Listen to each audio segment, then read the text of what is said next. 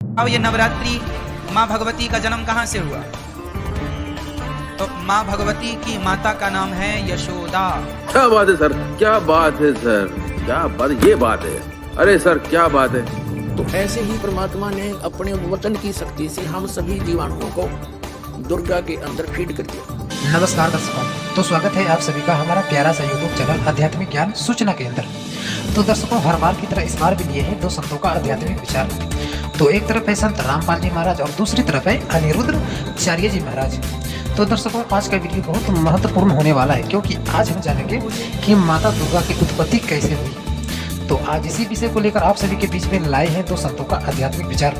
तो जो भी भाई हमारे YouTube चैनल पर नए हैं तो वीडियो को फटाफट लाइक और चैनल को सब्सक्राइब कर लीजिए। तो चलिए शुरू करते हैं आज के आध्यात्मिक ज्ञान चर्चा, और पहले जान लेते हैं अनिरुद्ध चार्य जी महाराज के विचार। बताओ ये नवरात्रि माँ भगवती का जन्म कहाँ से हुआ? तो माँ भगवती की माता का नाम है यशोदा। भाई साहब कुछ ज्यादा नहीं हो गया ये? मतलब कुछ भी। जब देवकी माता ने कृष्ण को जन्म दिया, उस समय यशोदा माँ ने भी एक कन्या को जन्म दिया था। अदला बदली हो गई, देवकी के बेटे को यशोदा के पास छोड़ दिया और यशोदा की बिटिया को कंस ने पत्थर पर पटकना चाहा। वही कन्या हाथ से छूटकर आकाश में अष्टभुजा धारण करके माँ भगवती खड़ी हो गई। क्या बात है सर, क्या बात है सर, क्या बात, ये बात है। अरे सर क्या बात है। उन्हीं माता को विंध्यवासिनी मैया कहते हैं। विंध्याचल पर्वत में आज वही स्वरूप है। वो माँ यहाँ मथुरा से विंध्याचल चली गई थी। ये दास अनिरुद्ध ने विंध्यवासिनी मैया का भी दर्शन किया है। तो विंध्याचल चली गई माँ, अष्टभुजाधारी। अब भगवान ने कहा, देवी जाओ, मैं जन्म लेने वाला हूं, तुम भी जन्म लो। तुम्हें 9 नाम से लोग जानेंगे, पहचानेंगे। वही विंध्यवासिनी मैया को, वही दुर्गा को, वही शक्ति को आज नवरात्रि के नाम से 9 देवियों के नाम से पुकारा जाता है। वही ये माँ यशोदा की बेटी है। तो अभी आप सुने अनिरुद्ध चार्य जी महाराज के विचार।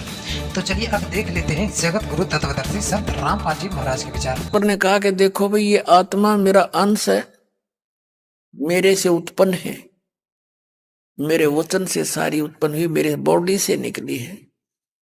अब ये तो मेरी आत्मा भाई, मैं नहीं दे सकता आपको, किसी कीमत पर नहीं से दे सकता, ना किसी जप से ना तप से, किसी सूरत से। अपने आत्माओं, आप इस ज्ञान से परिचित होगे ना, आपको सारी समझ में आ जाएगी। ये दास एक बार सर्विस करता था इधर सिरसा साइड में।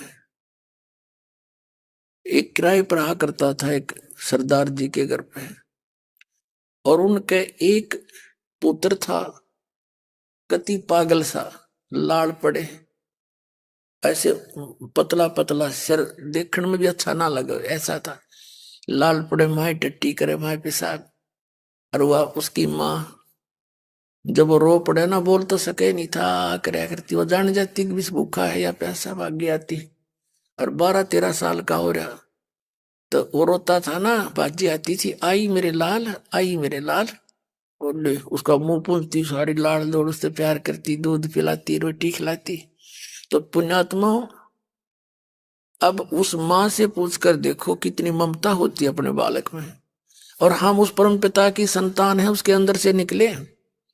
अब उस कबीर भगवान को आप कितने प्यारे हो और आप कितने दुख पा रहे हो, यहाँ पर आपके लिए भटक रहे हैं वो मालिक है।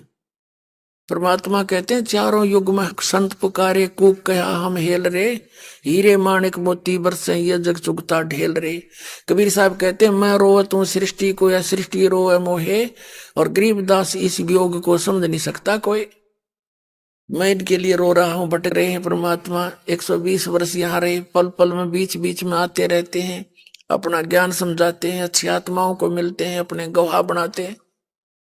तो वो उनको हम कितने प्यारे हैं, ये सहज में अंदाजा लगाया जा सकता है। अगर ये भगवान अच्छा होता जहां हम रह रहे हैं, ये हालत करता हमारी, ये तो सौतेले भी ना करे जिसा जुल्म इसने हमारे साथ कर रखा है। किसी का बेटा मरो, किसी की माँ मरो, किसी का बाप मरो, चाहे सारा कुंबा मर जाओ, क्योंकि ये भगवान नहीं है, ये तो कसाई है जिसने हमें खाने के लिए रोका हुआ। अब जो दास आपको बताने जा रहा है सारी क्रिया से आपका समझ में आओगी। तब परमात्मा ने कहा भी देख ज्योत निरंजन, ये मेरी आत्मा है, ये मैं नहीं दे सकता तेरे को। लेकिन दाता को ये भी मालूम था कि इनने काम बिगाड़ लिया अपना सारा। अपने आत्माओं परमात्मा को ये भी पता हो गया था कि ये काम के नहीं रहे। अब ये इसको चाह रहे हैं हृदय से, क्योंकि इनको सुख गणा या मिल गया, इन बकवाद भागी। और ये विचार कर लेना आप, यहाँ जिसके पास 2 टाइम के टूक होंगे, थोड़ा सा धन क्या पोस्ट हो जाएगी, कोई मंत्री मुख्यमंत्री बन गया, धरती तोल दे, भगवान नहीं चाहता वो यहाँ की बकवाद ही चाहता सारी। और जब उस पर आपदा आती है फिर भगवान को खोजता है। तो उसके लिए मालिक कहते हैं दुख में सुमन सब करें, सुख में करे ना कोई। और जय सुख में सुमन करे, दुख काहे को होए। सुख में सुमन किया नहीं, फिर दुख में करते याद, कह कबीरता दास की, फिर कौन सुने फरियाद। अब वहां मालिक को पता लग गया कि सारी कंडम हो गए, यहां रखने के नहीं। और फेंकड़ा भी नहीं चाह थे, वो माप पे मर गए, अपनी गलती से पैर पे कुआड़ा मार लिया। तो परमात्मा ने कहा भी एक बात है ज्योत निरंजन, यदि कोई आत्मा तेरे साथ स्व इच्छा से जाना चाहता है तो मैं भेज दूंगा। तो ज्योत निरंजन हमारे पास आए और हम सभी पहले से उस पर आसक्त थे। अपने आत्माओं जैसे ये बुराई हमारे वहां से लगी है जो आज भी विद्यमान है। जैसे आप देखते हो ये एक्टर, हीरो और हीरोइन, ये अभिनेता और अभिनेत्री अपनी जीविका के लिए उछल कूद चटक मटक करते हैं ये। और ये जवान बच्चे उनके ऊपर आसक्त होते हैं कि मैं लेना एक न देने दो। यह आदत हमारी वहां से बिगड़ी हुई है, ये गंध हमारे अंदर वहां से समाया है। वो तो अपने पेट के लिए बकवाद करें और हम उस पर आसक्त हैं। हो कितना अच्छा लग रहा, कैसी अच्छा एक्टिंग कर रहा, खाक एक्टिंग कर रहा, बकवाद सारी बनावटी काम। अब यहां बरवाला में आ जा कोई हीरो, अभिनेता या अभिनेत्री, फिर देखो इन जवान बालकों की, वहां देखेंगे 1 किलोमीटर तक खड़े रहेंगे, दुनिया इकट्ठी हो जाएगी, वो खड़ी हैं, सारा दिन धक्के खा के वापस आ जाएंगे। वो कह देगा खड़ा खड़ी उनते। उस समय हमारे यह बीमारी लग गई थी जो आज विद्यमान है, जो कि तो हम अंदर से इसको इतना चाण लग गए, जो ही हमारे पास आया हम इसके चारों तरफ घूम गए। इसने क्या कहा कि मैंने पिताजी से 21 ब्रह्मांड प्राप्त किए हैं, क्या तुम मेरे साथ चलोगे। हम तक कति पहले तैयार बैठे थे। हमने कहा कि पिताजी आज्ञा दे दे तो हम चल पड़ेंगे आपके साथ।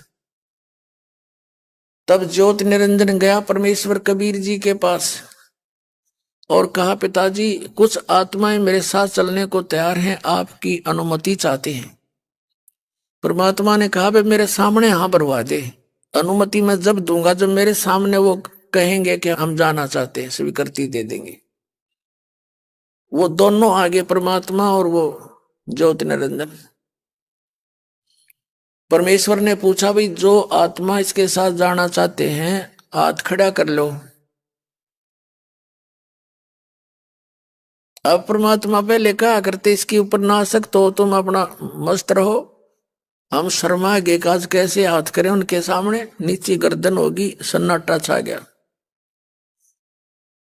तब परमेश्वर कबीर जी ने, सतपुरुष ने, अमर पुरुष ने कहा कि ज्योत निरंजन ये तो कोई भी तैयार नहीं है, तू तो कह रहा था बहुत सारी तैयार है। तब एकदम एक आत्मा ने हिम्मत करा खड़ा होकर और कहा जी मैं जाना चाहता हूं उनके साथ। फिर तो हमने नो सोची कि यू एक लाए लूट ले सारी लूट, हम पाछे रह जा। फिर हम सारे खड़े हो गए जितने आज ये मच्छर मक्खी कुत्ते गधे सुअर राजा रंग देवता बने हुए, सभी ने खड़ा होकर दोनों हाथ खड़े कर लिए।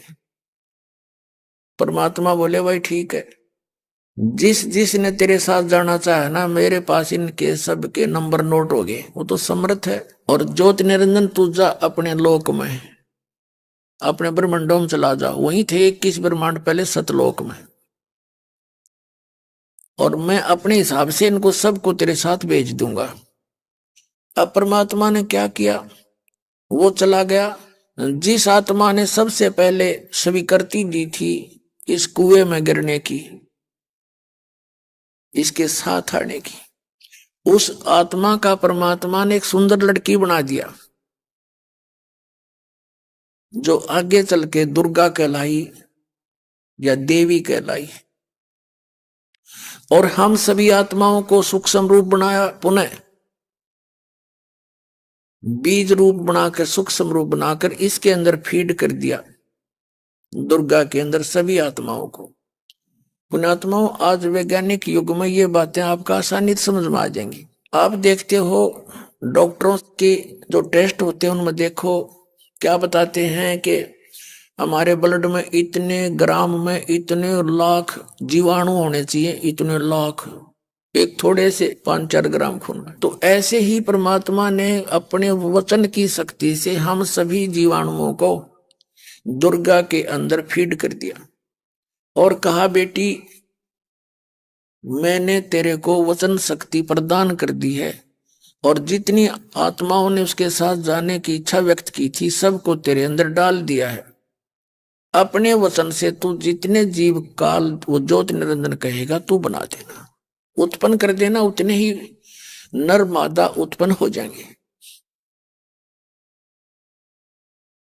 और अपने पुत्र सहजदास से कहा कि जा बेटा, उन सर्वप्रथम उत्पन्न 16 पुत्रों में से एक सहजदास है, उसे कहा कि इस अपनी बहन को तू छोड़ के आ उस ज्योति निरंजन के पास। सहजदास लेकर आया और उसको बता देना, परमात्मा ने कहा था कि उस ज्योति निरंजन से कह देना